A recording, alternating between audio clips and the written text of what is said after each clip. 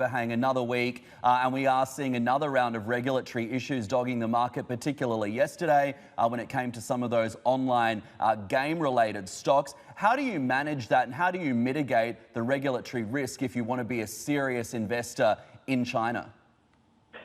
Right. So I think investors have to differentiate between what is the right tactical approach versus the strategic approach over the long term, right? Tactically, I think the unfortunate thing is the overhang could, cloud the picture over the near to medium term. We know that there is a task force being set up to impose more regulations on the Chinese internet companies.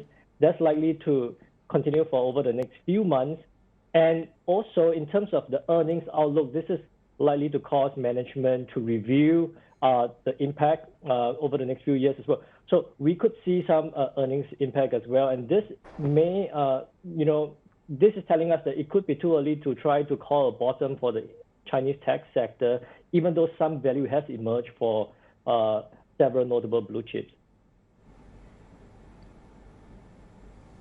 It's fascinating, isn't it, Eli? Because it does seem like international investors are questioning whether or not China Inc. is still worth the risk after this latest wave of regulatory crackdowns. If the bull case is still intact, what's your sector preference and where should investors be looking?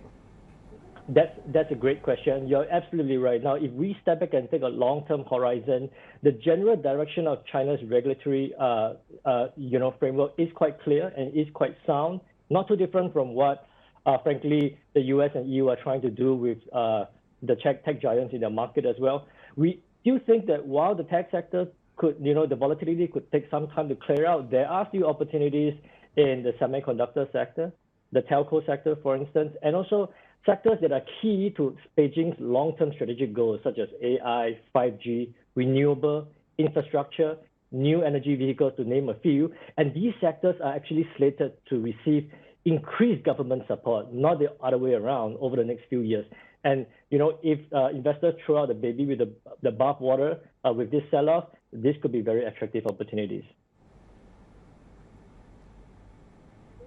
Eli, I also wanted to ask you about the outlook more globally as well, because it does seem like the porridge is starting to turn cold. Record-setting day for the S&P 500, but how sustainable is this bull run with investors eyeing concerns around COVID, the Fed, the China growth story, and other black swan events on the horizon?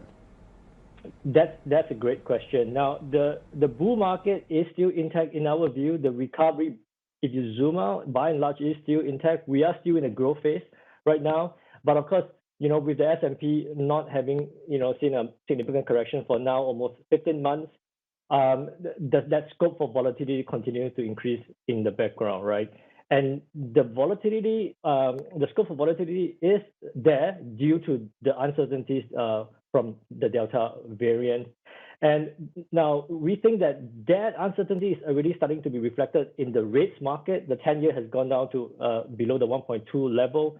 And also in some sectors in the S&P, for instance, the airline index, it has fallen to near the levels that we saw last October, which suggests us that concerns over growth are creeping into the picture.